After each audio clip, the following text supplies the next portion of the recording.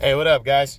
So coming to you this morning, I'm doing the weekend recap from July 27th. These fights just happened on Saturday, July 27th. There was 2 cards on, so we'll get into those. We'll start with the Showtime card, which was the undercard. Kicked it off with Jezreel Corrales and Ladarius Miller in a lightweight tilt. This basically had impact because the winner would put himself kind of around the top 10 in that area. Excuse me, I'm sorry. Miller had only lost once coming into the fight. Corrales, former champion at 130. Only his second fight back since being knocked out. He hasn't been very active the last year and a half since he got knocked out at 130 against Alberto Machado. So he's trying to establish himself as a lightweight now.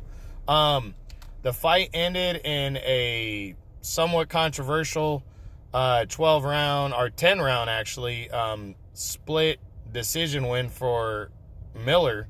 It would have been scored a majority draw, but I guess they took a point away from Corrales in the 12th round. I didn't see the fight, but what I read from the fight, it was just very ugly. It was just kind of a hold fest, and it was kind of a controversial decision. So I don't really think Miller really put his best foot forward with the win, but fighting for the PBC, he'll get some opportunities, and we'll see. Maybe Robert Easter, maybe Rances Barthelemy. Javier Fortuna, guys like that. So we'll see what happens for that winner. The co-feature saw Yuriorkis Gamboa against former 3-time champion Rocky Martinez.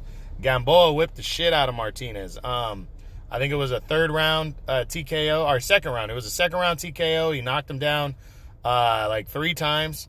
I don't know what this means for either guy, to be honest. Rocky Martinez is a faded former 3-time world champ. He had only fought once earlier this year against a nobody since being knocked out brutally against Lomachenko back in 2016. So, if Gamboa is the Gamboa of old, great. This was the kind of win you should be getting against a guy like Martinez, but I don't know what it really means for Gamboa. But see, Gamboa has always been the benefit of opportunity. That a guy who benefits because he's an attractive fighter in terms of his style, and people want to see him fight. He does have a base, fan base. So even at an older age, I still think it's like that, and a win like this is big for him. It's going to make it look believable that he might be competitive against a guy like Gervonta Davis, because that's who he's calling out, is Gervonta Davis. So I think he's one of the many options for Davis. We'll get into that when I do my What's Next on Davis on Sunday. But, nice win. It's the kind of win you want to get if you're Gamboa at this point in his career. So a nice win for him on the co-feature. Then in the main event, you had Gervonta Davis defending his 130-pound title against mandatory challenger Ricardo Nunez, and Davis walked right through him. He stopped him in only the second round. I thought the stoppage was a good one. He really rocked his fucking head back hard with that left hand, and I didn't have a problem with it at all. It's kind of a so what win, because who's Ricardo Nunez? He's not really anybody, but I did call for an early knockout. He knocked him out, and we'll get into the what's next when we talk about him on Sunday. So now we'll go over to the DAZN card, which really, I'm only going to talk about the co-feature in the main event. So in the co-feature, you had Tevin Farmer against Guilherme Frenois of France. Farmer just, outboxed, stayed away, dominated Frenois. One-sided 12-round decision. You saw, though, the fans and their reaction. And these DAZN guys, which it's all of them now, it's more so with Fox and DAZN, though, where they are so pro their guy, you can tell they're being fed to just stay positive about their guy who fights on their program, that they can't be open and honest about these guys. And Farmer, it was just, it was an easy win for him, but it was more of like a Mayweather type win where you just stand back, play defense, counterpunch, and take almost no risk. And the thing about that is, if you're facing a guy who's a beast, that's one thing to get a win like that, because you're staying out of harm's way. This guy's a good-ass fighter, or a top 10 guy, or a really good fighter, and that's the only way you can win. I don't think that was the only way he could beat this guy. This guy was garbage, just Frenois, and, it was like, so what, man? go fucking try for the knockout. Make it entertaining. Make it fun. If you get hurt early, by taking a risk like that, then box the rest of the way. But, he doesn't have a lot of power, and he just didn't take a lot of risk against some nobody. And he got a one-sided decision. I don't know how good that means Farmer's going to be. He called out Gervonta Davis. If he were to get that fight, I don't know. I mean, then I would really be able to see where he's at in terms of a world title level. But he's still the back half of the top 10 for me. Then they make all this bullshit up of, he's the most active champion right now. Who is he fighting, though? Yes, he beat Billy Dib, who was a faded former champion who never really was that good. He held the title for like less than a year, I think, and he didn't have it very long, Billy Dib. But he beat him, and Dib won his title years ago at 126. He beat him at 130 for the vacant title. Decision, one-sided decision. Then he beats some nobody named Fonseca in December.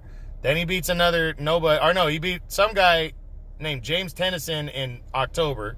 He beat another nobody in December, and he beat another nobody in March. Now he beat another nobody in July, and people are making a big deal about how active he is. Like, well, fuck, who cares? He's fighting nobodies.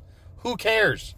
That's what I'm saying. Like, you're going to fight somebody legit, top 10, then I'll give you some fucking props and all that if you're staying active. But not one of those guys is a top 10 guy. Not one of those guys a fucking top 15 guy. I mean, I don't want to hear that shit when you're fighting tomato can fucking EF list guys. I mean, these guys aren't even A, B, C, or D. So I'm sorry. It just really annoys me. It's not to say that I don't think he's an entertaining and a good fighter, but I mean, I just thought he'd be a little bit more aggressive and go for it. So we'll see what he does next. Maybe he'll get Farmer. Maybe he'll do something big.